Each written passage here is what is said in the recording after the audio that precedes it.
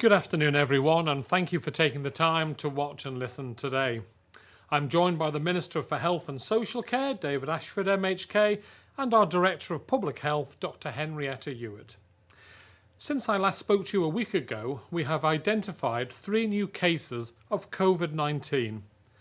The first of these I announced on Tuesday, and the most recent 2 were identified late yesterday evening.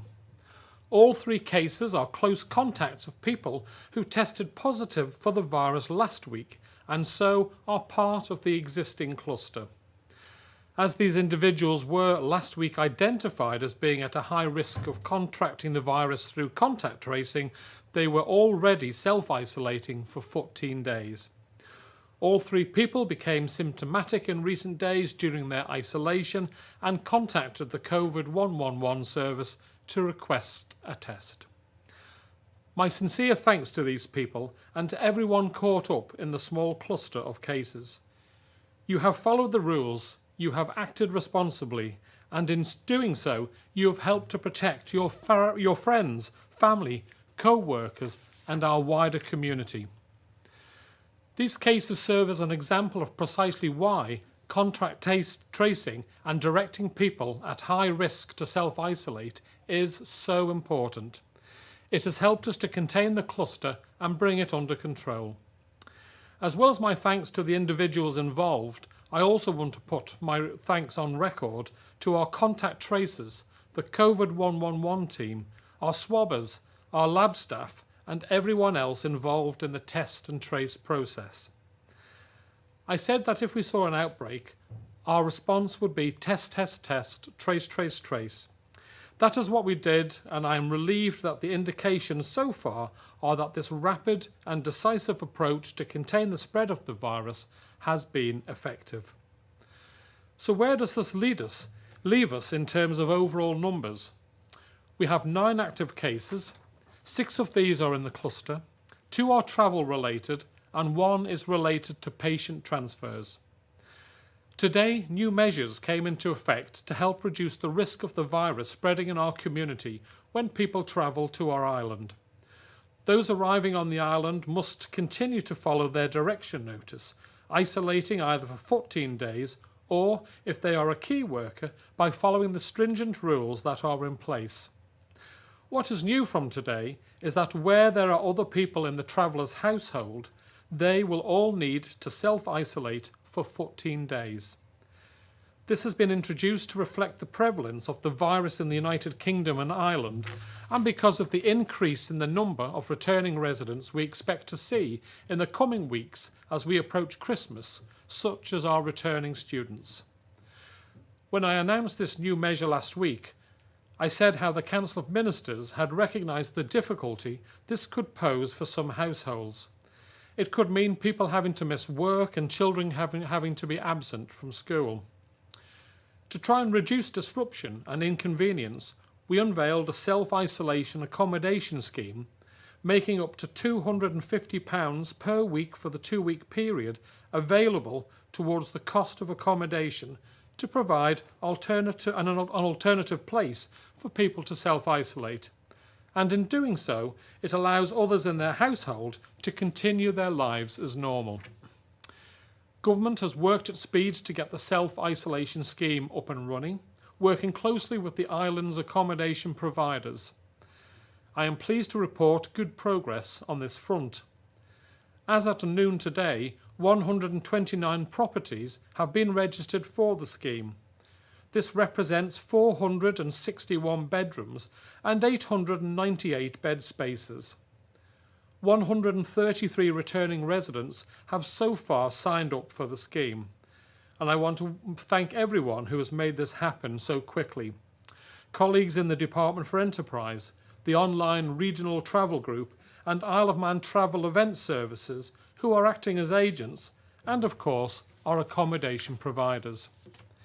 If you or someone you know is travelling back to the island and would like to inquire about booking accommodation through the self-isolation scheme, you can find full details online at www.gov.im/COVID-19. That's all in lowercase.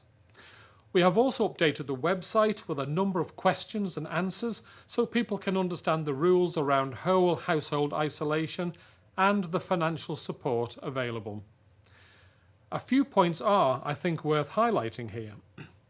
The financial assistance for accommodation is only available for returning Manx residents. It does not apply to people who have received an exemption to travel to the island on compassionate grounds, for example. Also, please remember that this support is a one-off, so can only be used once. If you have already booked accommodation with a provider who has signed up to the scheme, but did so before the announcement last Thursday, and your booking is for today onwards, then you are eligible for the financial support.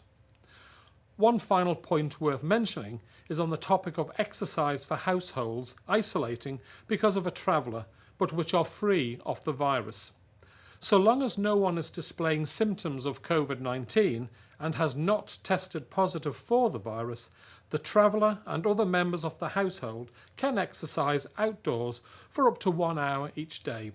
But you must wear a face covering, you must physically distance yourself from other people, and you must exercise alone or only with members of your own household. Whole household isolation needs to be placed in context. It is about mitigating risk and offers us two lines of defence. The first is protecting an isolating household from a potentially infectious householder, and the second is protecting the community from a potentially infectious household. Please remember, despite whole households having to self-isolate, the regulations require that, as far as reasonably practical, and I know it's not always easy, householders and the person that have travelled should distance to reduce the likelihood of transmission. If you are a traveller, you should have your own room and remain in it as much as possible, keeping the door closed. Use a separate bathroom for the rest of the household, if available. If you have to share a bathroom, regular cleaning will be required. You should avoid using shared spaces such as the kitchen whilst others are present. Take your meals back to your room to eat. Everyone in your household should wash their hands regularly, avoid touching their face, and clean frequently touched surfaces regularly. In cases where the virus does unfortunately spread within a household, the second line of defence is that the household has already been self-isolating and that isolation is extended for a further 14 days. This second line of defence protects the wider community. Moving now to vaccines, it has been another week of progress in the race to develop an effective vaccine for COVID-19. One from Moderna has shown to be up to 95% effective according to early trial data. Another from Oxford University has shown an encouraging immune response in older adults. This, of course, comes hot on the heels of last week's news on the positive results of trials for the Pfizer-BioNTech vaccine. There are also encouraging signs from Sputnik V vaccine being developed in Russia. In Tynwald this week, 4 sets of regulations under the Medicines Act were approved, putting in place the appropriate legal framework to enable us to deliver a mass vaccination programme on the island. Work continues at pace on planning for mass COVID vaccination, with a dedicated vaccination programme board established and meeting regularly. The Isle of Man has secured access to the UK's supply of COVID-19 vaccines. Doses of the vaccine will be allocated proportionally based on our population.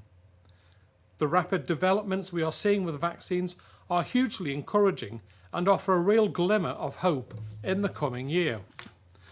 But we still have a long way to go, and I must temper expectations. This may in time be a silver bullet, but it will not be a speeding one. A vaccination programme of this scale is unprecedented in modern times.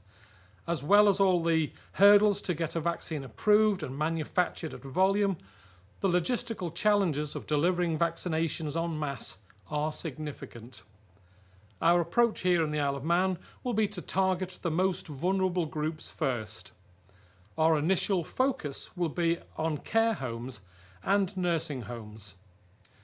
For vaccinations, there is a long road to travel, but that we find ourselves in a position to begin mapping out our route so soon after the virus hit is more than anyone dared hope for at the start of the pandemic. I will of course keep you fully updated on developments with vaccinations and the work of the Vaccination Programme Board. And now to questions from the media. And first we have ITV Granada and Josh Stokes. Good afternoon, Josh. Fast am I. Good afternoon, Chief Minister. My first question is for the Health Minister, please. Minister Ashford, we've heard the news revealing the letter that was read out during a previous press briefing has since been destroyed. Given this letter was brought into a public press briefing by yourself, isn't it in the public interest that it is seen and evidenced when requested, while also keeping that writer anonymous? Well, as a data controller, Josh, I apply the data protection principles to all letters that I receive. And one of the central data protection principles is that correspondence should only be retained for the purposes that it was sent until that is expended. In relation to this letter, the purpose for it being sent was for the author to be able to have their views shared. It was read out, so the text of the letter is available. Once that was done, the purpose for which it was held was basically expunged. So the letter was shredded. That isn't something I've just applied to this letter. I apply it to all written letters I receive.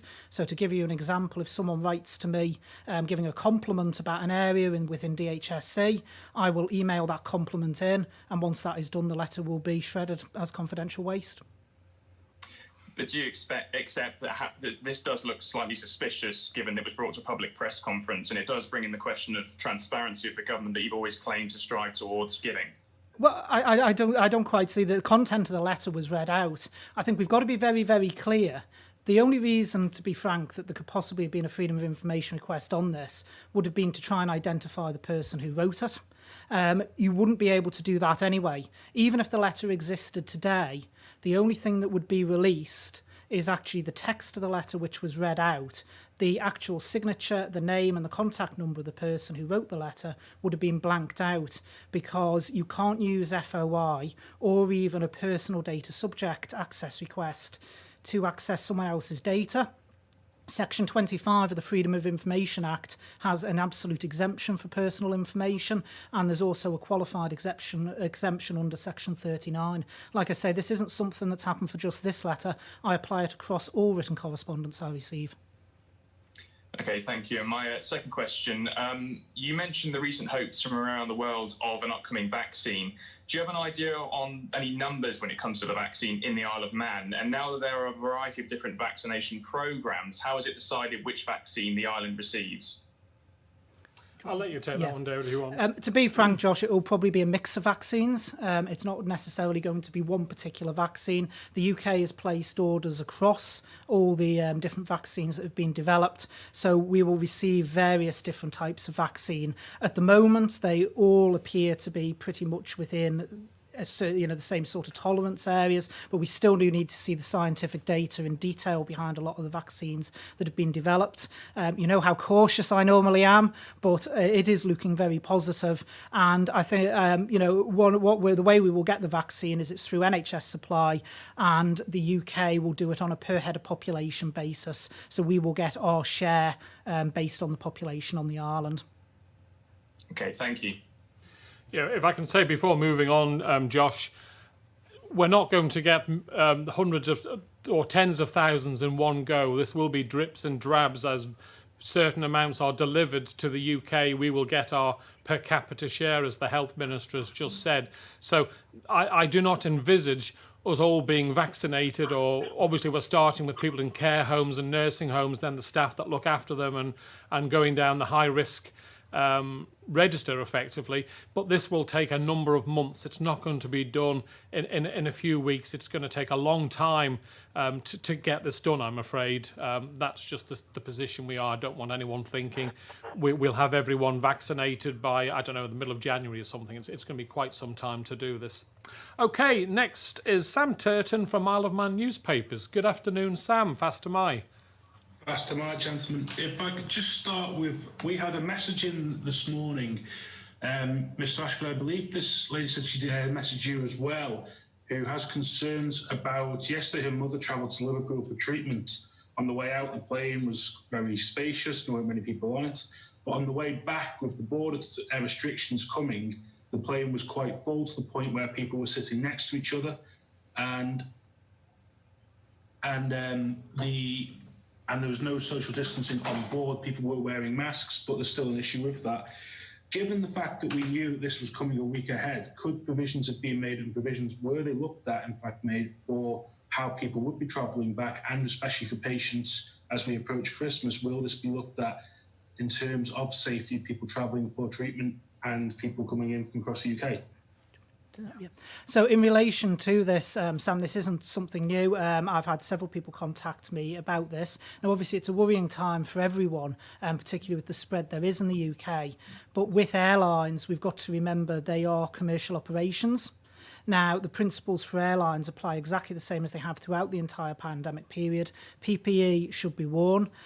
They are not face-to-face with people, they are side-by-side, which also changes the risk of spread in several studies that I've read around the world. The airlines are not going to leave seats vacant because they're a commercial operation at the end of the day. So the option is either DHSC buys up a load of seats we are not going to use, or unfortunately, on the busy flights, you are going to have people who are going to be sat next to one another. If something does occur with someone, contact tracing goes through that anyway, identifies any high-risk contacts there may have been on that plane, and they are identified in the usual way. Thank you. And secondly, I've been told by a number of dentists that there's been a change in their PPE structure, and they've been told they'll have to be buying it themselves now. This will not be provided by the department anymore. Why has this change been made? Well, can I firstly say, Sam, I don't think that is a change. As far as I'm aware, the dentists have always paid for their PPE. What we have done in the past is we have sourced the PPE for them. So that might be what the change is. They might have been told they've got to source it themselves. Because if you remember, in the early days of the pandemic, PPE was in very high demand around the world. So it got to the point that the manufacturers, say, of FFP3 masks, which are the sort of masks that you would be using within a dental practice, FFP2, FFP3, they weren't willing to sell in quantities of less than 25,000. Now, let's be perfectly blunt, a dentist on the Isle of Man is not going to expend, or even potentially have the funds to expend, buying 25,000 masks, which they're never going to use. So what we did is we stepped in as DHSC and actually said they could have PPE off us, but at cost. So they've always, as far as I'm aware, been charged for it, but we supplied it out of our own. So I assume the change you're referring to is because things have relaxed now in relation to PPE, dentists are being told that to source their own. If they come up against problems, we are not going to leave dentists without PPE. We will ensure that they always have access to what they require. But in terms of cost, they are private practices and they do need to meet that cost. Thanks very much, Sam. Right, turning now to Alex Bell from the BBC Isle of Man. Good afternoon, Alex. Fast am I. Fast am I. Yes, the fact that households from today have to isolate altogether if one resident returns, do you accept this will make members of the household less likely to follow those guidelines for distancing, which you set out earlier? Well, we are giving the opportunity for everyone returning to isolate at a different location, Alex, if they want to, and we're paying up to £250 per week for the 2-week period for them to isolate. So A, an awful lot of people were doing this beforehand. B, we're now offering that. So whole households don't have to self-isolate if they don't want to. So one would hope that, I've always placed my trust in the Great Manx public. They haven't let us down, and I hope most sincerely that they continue to follow the rules. And at the end of the day, Alex, we've got to trust everyone. People know the rules. I've just stated them again today, asking them to follow if they do isolate at home. But it does come down to an element of trust. But we have enabled all households, if that person coming back wishes to isolate separately, then there is an opportunity for them to do so. Thank you. That leads on to my second question. I've been contacted by a number of people, actually, who are saying that even with that £250 offer, the accommodation available to them is out of their budget, and accommodation within their budget is now fully booked, so they can't come back. That's pushing them to actually stay in the UK over Christmas time. Is there any kind of recourse on perhaps a case-by-case application basis for people to apply for to appeal to maybe come home and isolate with some financial support, given really that they do have every right to come home and enjoy a normal Christmas here? Well, they have every right to come home, Alex, and they can stay at their family home if they want to and pay nothing. But I've just read out that we have hundreds of bed spaces available for people to contact, all at the £250 per week price guide. So I've given the www.covid.19 address for people to go online if they can't find suitable accommodation. That's why the Department of Enterprise have come up with a list of people who are prepared, of providers of accommodation to help those people. If obviously you want an exclusive penthouse suite in a hotel, that's your choice. You'll have to pay more, but we have accommodation providers offering that accommodation for the £250 per week. So we're not stopping anyone from coming home. They have the opportunity, and the money we've put aside will pay for, in the vast majority of cases, what's being asked. People are telling me that these are fully booked now, the ones they can afford with the contribution of fully booked. What can they do? Well, I've just said, Alex, if they contact the Department for Enterprise hotline, which I read out earlier, there is a list of bed spaces available in the hundreds. So that was the latest information I've received today. I'd be highly surprised if in the short period of time that I've received that information that all those bed spaces have been sold. But if they ring up the helpline, I'm sure they'll get the help that is available for them. Thank you. Did you have another question, Alex? No, those were my two. Those were your two. Okay, thanks very much. Next we have Leanne Cook at 3FM. Good afternoon, Leanne Fastamai. Good afternoon, Chief Minister. My first question is just for the Health Minister, please. I know you just spoke about a potential vaccine, but already on Ireland we're seeing people who are against the idea of being vaccinated. My first question is, how would we tackle this if people opted not to get the vaccine? Well, I think we need to explain to people why it is important that they do take up the vaccine. The vaccine itself is protective not just of yourself, but also those around you, that you're not going to contract it and then spread it on.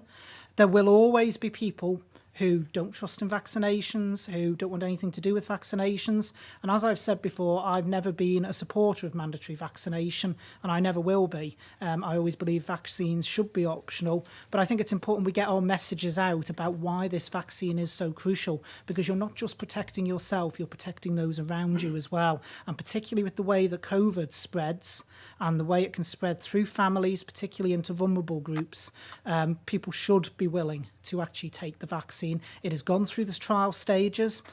Also, in relation to it, it will still have to pass the safety tests. It will still need to seek a marketing authorisation. Yes, it's been done in a shorter time, but that's what has changed is the time frame. It still had to go through the various stages of development. So my second question follows on from that. If someone does opt not to get the vaccine, would there be limitations on what they can do, for example, in regards to travelling or isolating? Well, I think that's too early to say. I think different countries will take different approaches, to be perfectly honest. In relation to that, we have no plans to go down that route at the moment. We would have to see how that played out. Okay, thank you. Thanks very much, Leanne. And before I bring in Paul, just based on Alex Bell's earlier questions, I just want to repeat that if for the self-isolation scheme, where we have a large number of providers, the full details are again at www.gov.im/COVID-19, where you can see the availability, etc., and the details to book accommodation at an agreed price. Right, next we have Paul Moulton from Isle of Man Television. Paul, good afternoon. Fastamai. Good afternoon. This is for the Health Minister. I need to revisit this letter yet again, and I need to know, or I'd like to know exactly why you didn't think this will at some point be very, very important evidence, because you've read out a letter that cannot be substantiated at all. You made allegations about Dr. Glover, you made allegations about the press, and as I'm sure you're well aware, the word is out there that you potentially could have written it. Now, I'm not saying that, but don't you feel that this was incredibly important and you should have taken advice potentially to keep it? And once the freedom of information was in the system, it therefore comes actually relative that you have to keep it. Am I right on this or not? Well, firstly, the letter was disposed of before the Freedom of Information request came in, Paul, so that needs to be absolutely clear. Actually, under Freedom of Information, you don't have to keep it once the request comes in the system. There are actually reasons why you can dispose of it while it's in the system, but you have to make clear what those reasons were. In this instance, the letter was disposed of as soon as the purpose was completed. I'm a bit concerned, though, that you say allegations about Dr. Glover. I don't recall there being any allegations about Dr. Glover in that letter. It was trashing. It was trashing her to some degree. It also made the press look like we were vilified by what you read out. It's unsubstantiated. What you've done can never now be checked because you haven't got any proof. Paul, all a Freedom of Information request would have done, even if the letter was still here today, is release the text of the letter. Do you It would not have released. No, I apply the same. I've just said I'm a data controller. I apply the data protection principles, and one of the central principles of data protection is that correspondence should be retained until the purpose of that correspondence is completed. The purpose of the correspondence was completed. Do you think it's fine to make these allegations, which you're reading third party, without having anything substantiated and putting it in the public domain, and then getting rid of the proof or the evidence, whatever you want to call it? I applied exactly. You're saying everyone should be completely honest and open, and then this is clearly the opposite of that. Yeah, well, Paul, can you not interrupt when the minister's trying to answer, please, as a basic Well, I can't rule? tell because of the Zoom thing. I can't hear anything. Right. So sorry if I am, because the way we contact each other is obviously on a delay system. So my apologies. If I can get a word in edgeways, then, Paul, as I stated at the start, I'm a data processor. There's no difference being applied to this letter than I apply to any other piece of correspondence that I receive. So I gave an example there that when I receive a compliment, say, about an area of the department, those type of letters, they're actually shredded same day. Because once the purpose has been passed on, I receive other types of correspondence where people don't actually need a response to the correspondence. They're just actually writing to me to either say thank you for something or something else. Again, those correspondences removed and got rid of same day. I don't apply any different processing to anything I receive. I keep a consistent line in line with data protection principles. Okay, and I'd like to know about just people flying in away now for their transfers for the patients who are going to the UK. Apparently, they're going out quite early, coming back quite late, and quite often they're having to stay outside the hospital, which is causing anxiety. Any comment on that? Yeah, it's something we are looking at. It's something I have raised myself within the Department of Health and Social Care, particularly, obviously, because we use North West hospitals and with the transmission rate that's up there now. It is a long day for a lot of people, and we are looking to see what we can do about that. We are obviously limited because we are bound by the times of the flights of getting people in and out, but it is something I've raised in the department. I've had several people this week on to me about it, and we will look to see what we can do. Okay, my apologies for talking over you, but honestly, we can't tell when we're doing it on this Zoom thing. It's quite difficult to know when people are talking. So well, we've got our longer panel debate on Sunday, Paul, and Saturday, sorry, and I look forward to seeing you then. Saturday, yeah. Okay, thank you. Next we have Simon Richardson from Business 365. Simon, good afternoon, Faster Mai. Good afternoon, gentlemen. My question really is this. Is government close to making a decision over the running of next year's TT? And is it realistic to consider running it later in the year if there is evidence that the COVID situation may improve significantly in the second half of 2021? Well, it's a very good question, Simon, and I would be, I will confirm that we are discussing this in the Council of Ministers at this moment in time, but I can't announce a decision at this moment. We are going to try and make it as fairly imminent as possible once a conclusion has been reached, and I will obviously update everyone, or the Minister for the Department of Enterprise will update when we can release that information. But would it be realistic, looking ahead, to actually hold it later in the year if June was not suitable? Well, those are certainly factors that you can look at. There are a number of options, from cancelling it to moving it. You have to look at a multitude of areas. You have to get feedback from sponsors, from teams, from accommodation providers, from our main partners in getting people onto the island in the steam packet. Once you've collated all that information, that then gives you the ability to make as good a decision as you possibly can based in the world that we're currently living in, Simon. And as I say, once we have the final decision, we will make it as soon as possible, because I think it's really important that for teams, etc., that they know what's happening. Thank you. And secondly, it's been reported that Loganair is keen to commence a service between the Isle of Man and Heathrow, possibly as early as the end of this month. Would this service be subsidised by government in any way, given the ongoing crisis? Yes, obviously, again, we're remarkably well informed, Simon, but yes, we are looking at that. It's really important that we maintain our links for members of the public, business community to go away to London.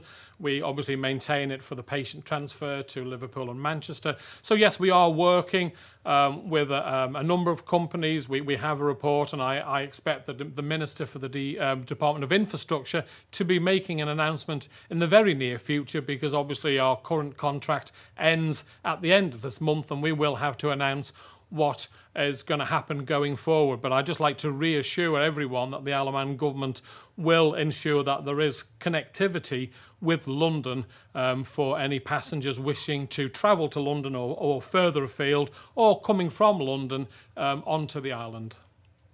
Thank you. Thank you very much, Simon. And last but certainly not least, Tim Glover from Manx Radio. Good afternoon, Tim. Faster Mai. Faster Mai, not a question this, but we're seeing on the feed there a lot of inquiries about how you are feeling, Health Minister David Ashford. And was the crutch there to beat Paul Moulton with? Well, I'm delighted to say the crutch isn't there to beat Paul Moulton with, I can assure you of that. I'll be quite honest, I've got a huge cyst on the back of my kneecap. So it's rather painful at the moment. So at the moment, people will see me wandering around with crutches, but I'm up and about, I'm working as normal. Unfortunately, I did miss, rather frustratingly, the Timwood sitting on Wednesday because I was up the hospital having it looked at. But don't worry, I'm alive and well, and as you can see, it's the real me, not a virtual one. Just as well you're not in here, Paul, isn't it?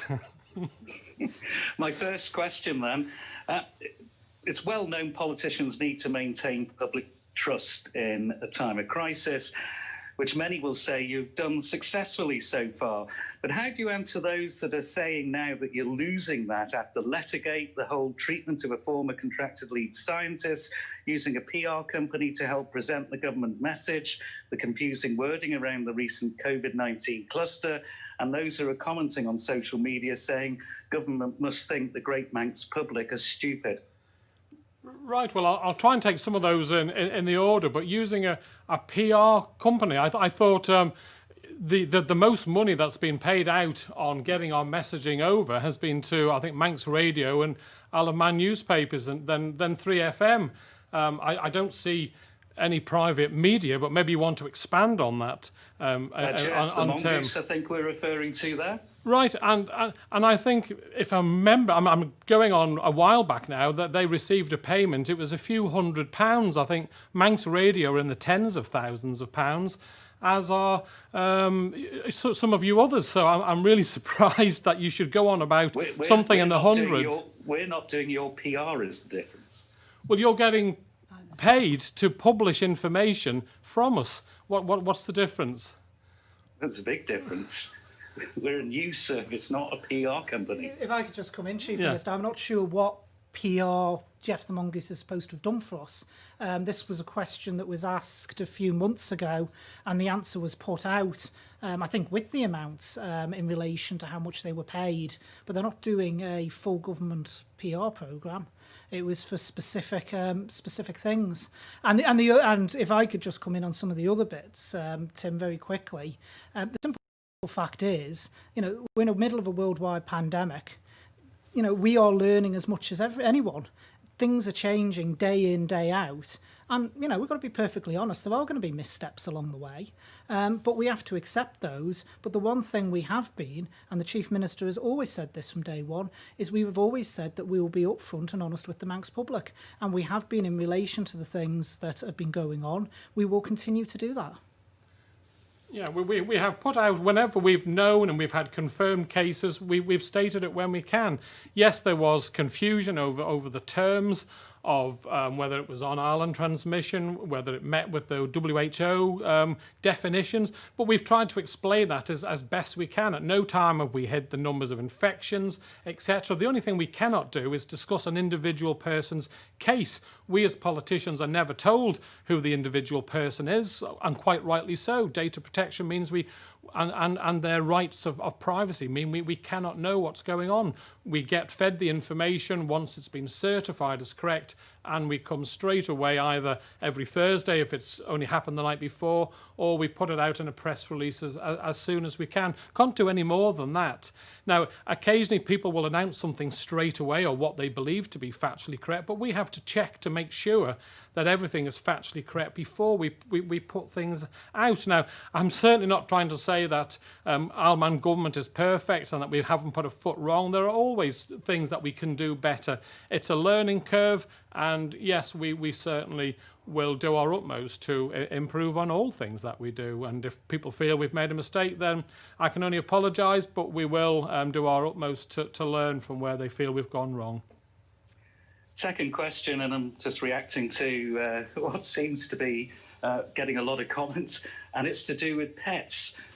Christmas just around the corner, so demand for puppies and kittens obviously is going to peak.